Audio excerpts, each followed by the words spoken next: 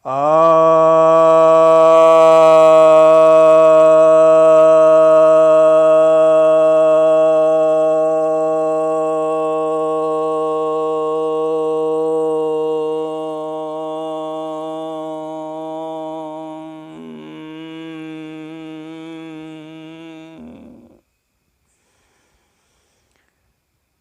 भक्तजनों को सप्रेम नमन। भक्तों, आज मैं आपके समक्ष श्रीमद् भगवद गीता के दूसरे अध्याय के 57वें श्लोक पर व्याख्यान देने जा रहा हूँ।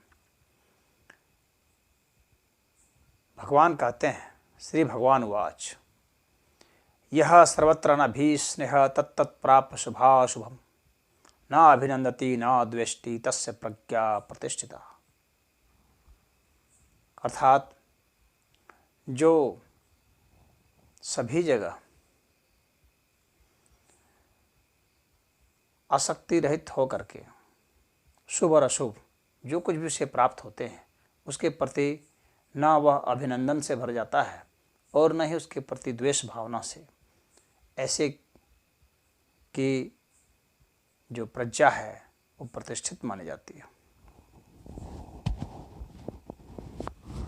तो यहाँ पर भगवान कह रहे हैं, यहाँ एक जो अभिस्नेह शब्द का प्रयोग हुआ है, अभिस्नेह का अर्थ हो गया कि किसी वस्तु या व्यक्ति या पद या प्रतिष्ठा, इन सब में इतने अपने को लीन कर लेना कि बिल्कुल एकात्म लगे, यानी कि यह वस्तु है तो ही मैं हूँ, बिना इस वस्तु के तो मेरा होना ही क्या है।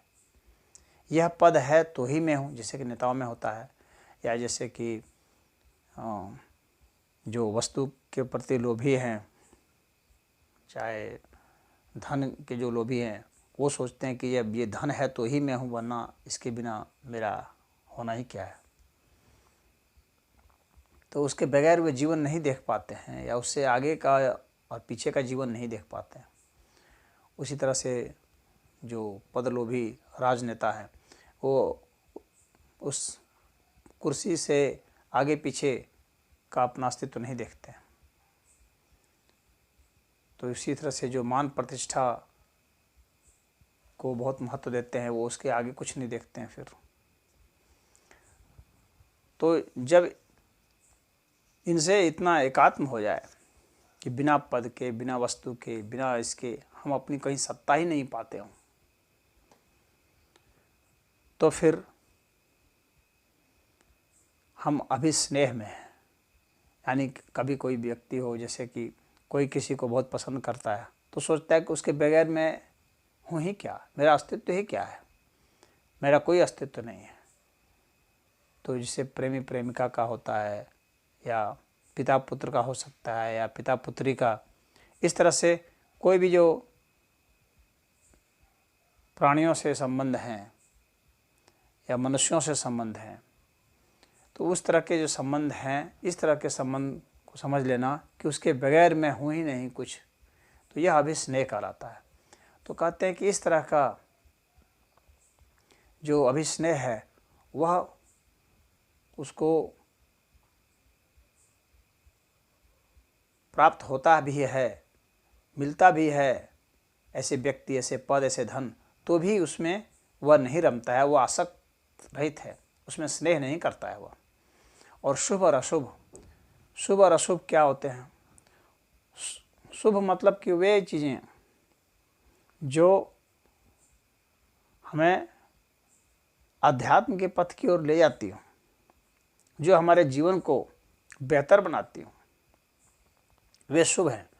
और जो हमारे जीवन को बदतर बनाते हों, वे चाहे समय हों, चाहे वे कोई वस्तु हों, चाहे वे कोई प्राणी हों, या कोई अवस्था हो, तो वे सब अशुभ माने जाते हैं।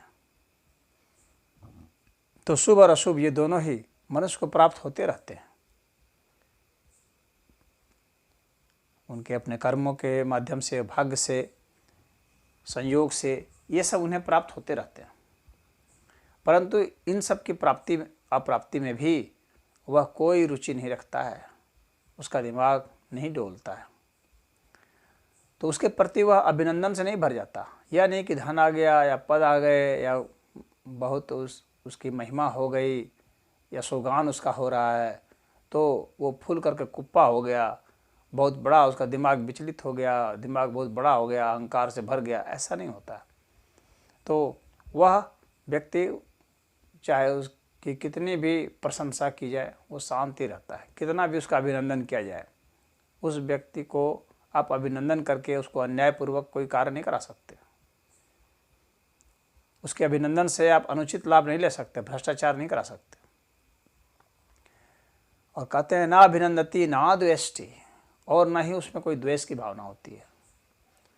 कोई व्यक्ति कैसा भी हो, उसे किसी भी प्रकार के पद पर रखा जाए, किसी भी अवस्था में रखा जाए, चाहे धनी या गरीब अवस्था में, वो कैसा भी प्रतियोगी भी हो तो भी वह द्वेष नहीं करता है किसी से, यानी किसी की अच्छाइयों को नज़रअंदाज नहीं करता है और किसी का अहित नहीं चाहता है।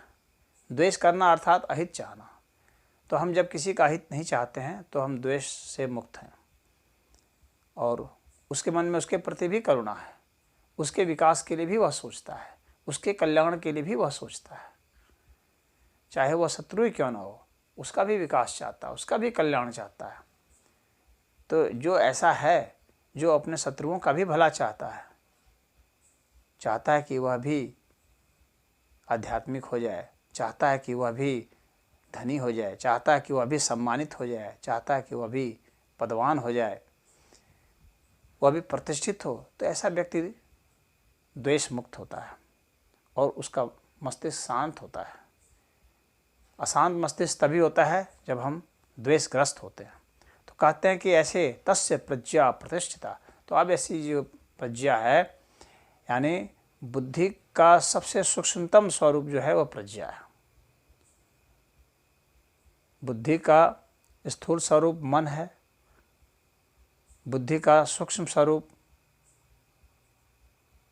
विवेक है और विवेक का भी सूक्ष्म स्वरूप प्रज्ञा है। तो कहते हैं कि वह प्रज्ञा जो है वह प्रतिष्ठित हो जाती है। प्रतिष्ठित हो जाने का तात्पर्य इतना है कि वह प्रभु में लीन हो गई है। जब प्रभु में लीन हो गई है तो यह प्रज्ञा जो कि अभी सीमित है, इसमें असीम सत्ता का प्रवेश हो गया, असीम सत्ता उसमें प्रकाशित हो गई, तो ही वह माना जाएगा कि प्रतिष्ठित है। अन्यथा उसकी और क्या प्रतिष्ठा है। बुद्धि कितनी भी तीक्ष्ण हो, किसी की बुद्धि कितनी भी तेज चलती हो, कितना भी अच्छा से गणित बनाता हो, कितना भी अच्छा से उसको कई तरह की जानकारियां हो, कितना भी अच्छा सोचता हो, परंतु यदि वो प्रभु नाम में नहीं रमा है, यदि उसकी बुद्धि प्रभु भक्ति में नहीं लगी है, तो उसकी बुद्धि अभी प्रतिष्ठित नहीं हुई है। वह बुद्धि भटकने वाली, चंचल प्रवृत्ति वाली है।